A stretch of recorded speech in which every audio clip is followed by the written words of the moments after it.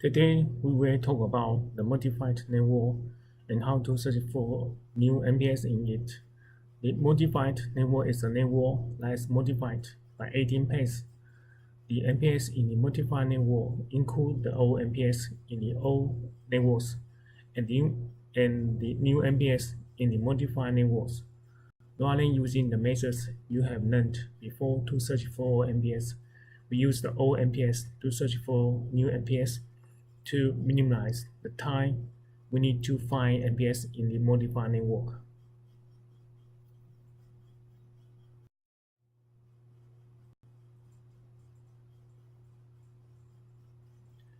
The topic of today's talk is based on the paper I published in 2002 on reliability engineering and system safety, as shown in this slide. If you are interested in this topic, feel free to read the paper for better understanding.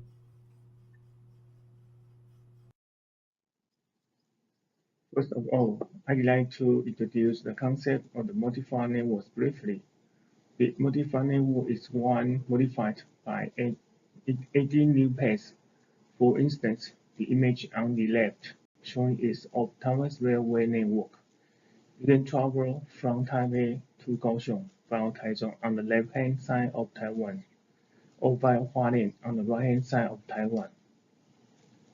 Meanwhile, the image on the right depicts a new round trip between Taichung and Hualien. This new round trip is an example of the branching string, and this new railway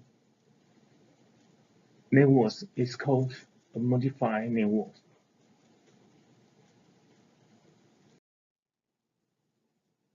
This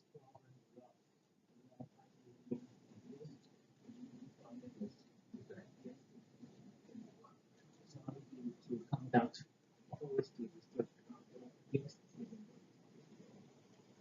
was introduced in 1994.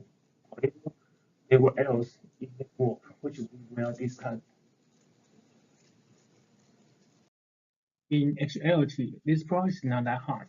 Like detective Conan, you need to observe and reason to determine the answer. An extensive mathematical background is not at all required to solve this problem. We only add paths into the modified network. We do not remove paths. This is because if an MP includes a path that is removed in the modified network, you will no longer be considered an MP in the modified network. This notation is highlighted in the Y image here. Now on to the next topic, notations. Notations assist us in understanding algorithms.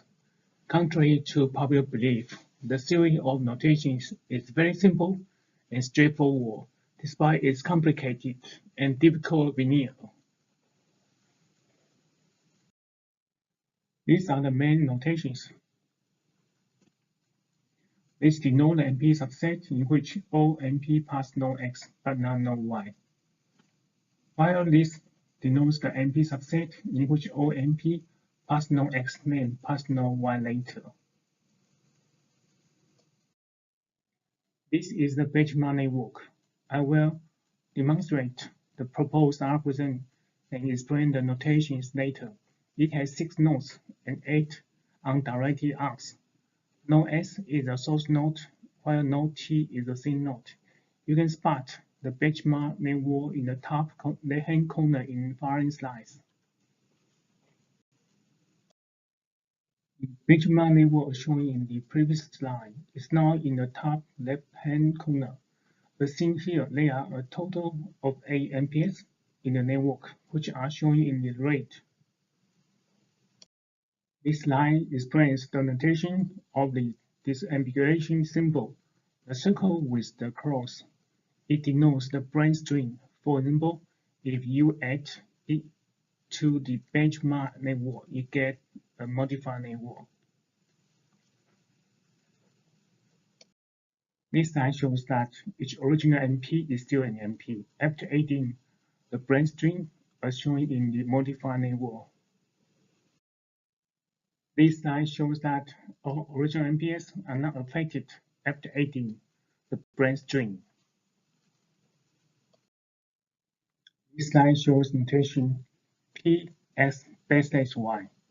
It is the NP subset of all elements while no x but not no y. For example, among these 8 amperes, the 2 amperes in the gray rectangles belong to the notation Px backslash y.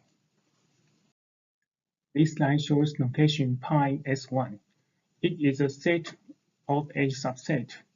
Each H subset is a subpath from node S to node 1. For example, among these 8 MP, the solid ray arcs in amperes in the gray rectangles belong to notation pi S1. We use the number 1 here because node 1 is one of the endpoints of the branch string. This slide shows notation pi 1t. It is a set of edge subset. Each edge subset is a subpath from node 1 to node t. For example, among these 8 amperes, the dotted ray arcs in amperes in the gray rectangles belong to the notation pi 1t. This slide shows notation p y backslash x. It is an empty subset of all elements while no y but not no x. For example, P3 backslash 1 is equal to the set of the fifth MP and the sixth MP. Since among these 8 MPs, the 2 MPs in the blue rectangles belong to notation P3 backslash 1. This slide shows notation pi S3 is a set of H subset. Each H subset is a subpath from node S to node 3. For example, pi S3 O pi 3 backslash 1 is equal to the set of ES2, E23. Since among these 8 amperes, the solid ray X arcs in amperes in the blue rectangles belong to the notation pi S3. This slide shows notation pi 3t. It is also a set of subpaths from node 3 to node t. For example, pi 3t of pi 3 backslash 1 is equal to the set of E3t. Since among these 8 amperes, the dotted ray arcs in amperes in the blue rectangles belong to the notation pi 3t. This slide shows notation NP subset P x to 1 of which each NP needs to pass node x and then pass node y. For example, P1, 2, 3 is equal to the set of the second NP, the third NP, the fourth NP, and the eighth NP. Among these 8 NPs, the solid ray arcs in NPs in the gray rectangles belong to the notation P123. This slide shows notation pi S1, which is a set of subpaths from node S to node 1, and these subpaths are sub-amperes of amperes in P123. For example, pi S1 of P123 is equal to the set of the set ES1 and the set ES2 E21.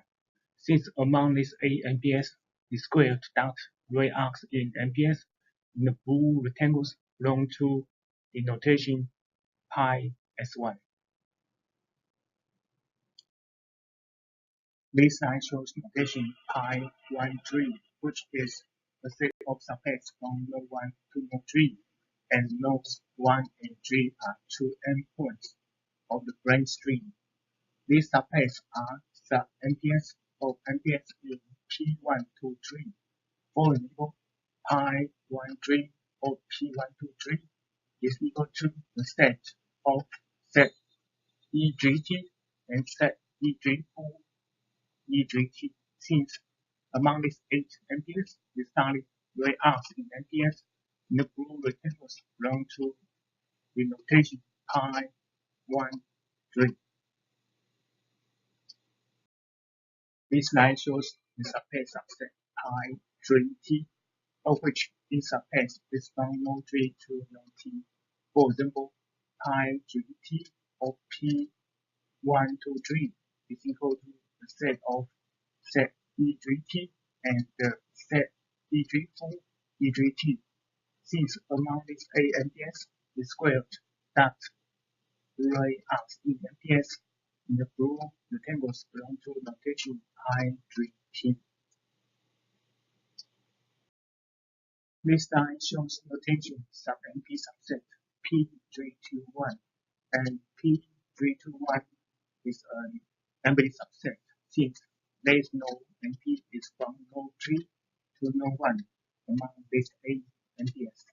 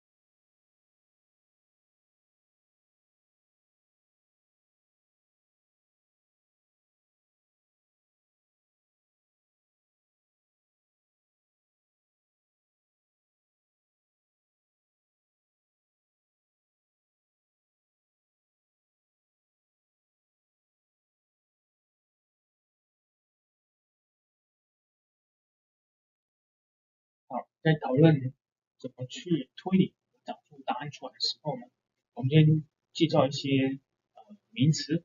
第一个呢，就是 bxy，也就是我们所增加的路径，从起点 x 到起点 y， 它是一个双向的，或者说是无向的。那比如说右手边这个图上1、1、2这个双向边，就是我们所谓增加的路径。第二个呢是 px， 然后 /y， 这代表说经过 x 而不经过 y， 经过节点 x 不经过节点 y 的所 minimal path 的组合。比如说我们以右手边的图为例 ，s 经过1到起点1到节点1，然后再经过1到终点 t， 所以它属于P1，然后但是它没有经过2，所以是 P1/2。而 Px 到 y 呢，就正好相反，先经过 x， 在同时，然后呢，必须要经过 y。比如说 S2， 然后经过15到节点1，然后经过15到节点 t， 这个呢就是属于 P2.1，然后再是 PSX O dot， 这代表说是个集合，是所有的边集形成的集合。那 PYT 也是个集合，这个集合代表说从起点 S 可以到 X， 到另外到节点 X 的所有的子路径所形成的集合。我们再强调一下，在这个点集合里面，它是minimal path 构成的。那里面 minimal path 的里面有起点 S 到节点 X 的子路径全部留下来，就当做它一个元素。好，我会用以下的图来加以说明。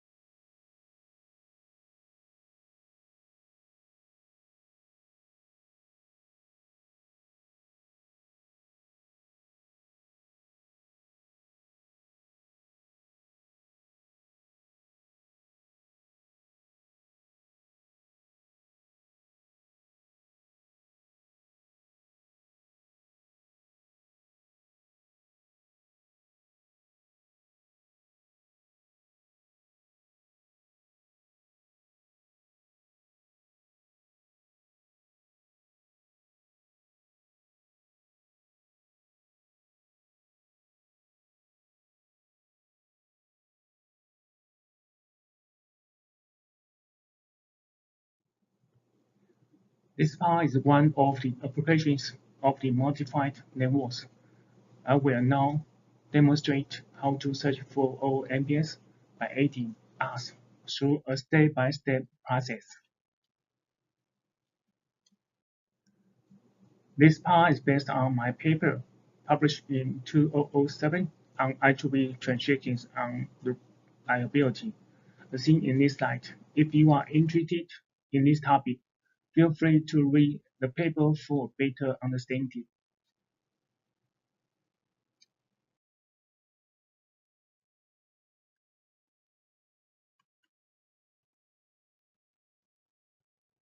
Let's start with this example. The first step is to find an MP as seen here. We find another MP without any connection on the first MP. After that, we add the edge between node 1 and node 2. We then find a new MPS in such modified MPS. Then we add a new edge between node 3 and node 4, thus resulting in the fourth network shown. Then we find new MPS in the fourth MP in fourth network. This ultimately results in the original network as shown in the final rectangle.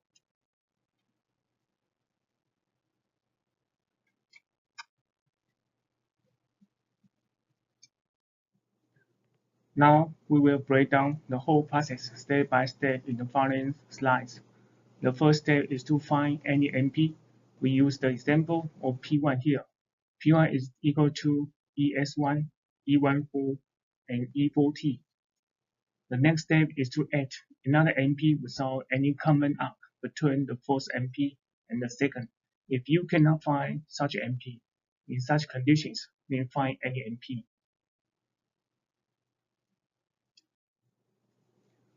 The next step is to add a new arc which is in the original network but has not appeared yet.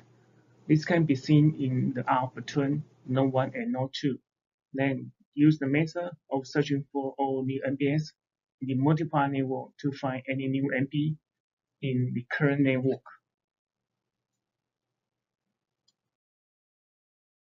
Finally, you add the final arc between nodes 3 and 4. This results in the original network. We find all MPS.